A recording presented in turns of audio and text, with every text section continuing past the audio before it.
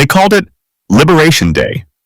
On a crisp April morning in 2025, President Donald Trump stood before the cameras and declared economic war on the world. Sweeping tariffs, some as high as 145%, were slapped on Chinese goods. The message was simple and defiant. America was taking back control.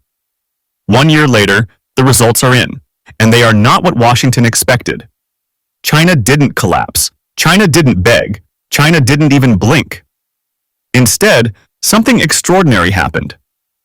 While American consumers absorbed an average tax increase of $1,500 per household, while U.S. farmers watched their soybean exports to China crater to levels not seen since 2018, while the U.S. Supreme Court struck down Trump's own tariff regime as unconstitutional, China quietly, methodically, and ruthlessly won. So how did the world's second-largest economy outmaneuver the most powerful nation on Earth? The answer starts with two words: rare earths. Deep beneath the soil of Inner Mongolia and Jiangxi province lies something more valuable than oil in the 21st century. Rare earth minerals. The invisible ingredients inside every electric vehicle, every fighter jet, every smartphone, every semiconductor.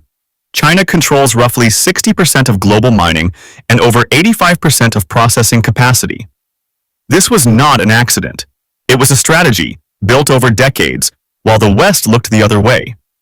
When Trump launched his tariff onslaught, Xi Jinping didn't reach for a press release. He reached for the kill switch.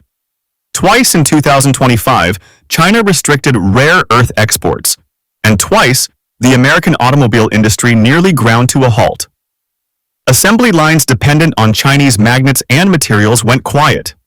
Executives in Detroit and Stuttgart made frantic calls to Washington. The message was unmistakable. You cannot decouple from us, not yet, not like this.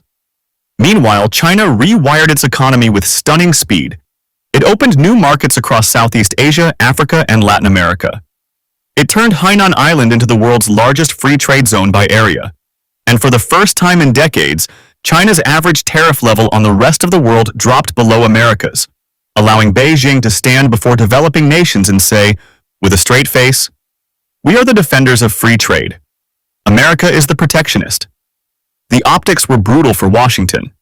And then came the Supreme Court. In February 2026, America's highest court ruled that Trump's signature reciprocal tariffs, the centerpiece of his entire trade strategy, were unconstitutional. The administration had collected over $166 billion in tariffs from American businesses. Now, it had to figure out how to give it back. Trump called the tariffs the most beautiful word in the dictionary. The court called them illegal. The trade war is not over. Trump is regrouping, launching new investigations, preparing new tools. A high-stakes summit with Xi Jinping looms.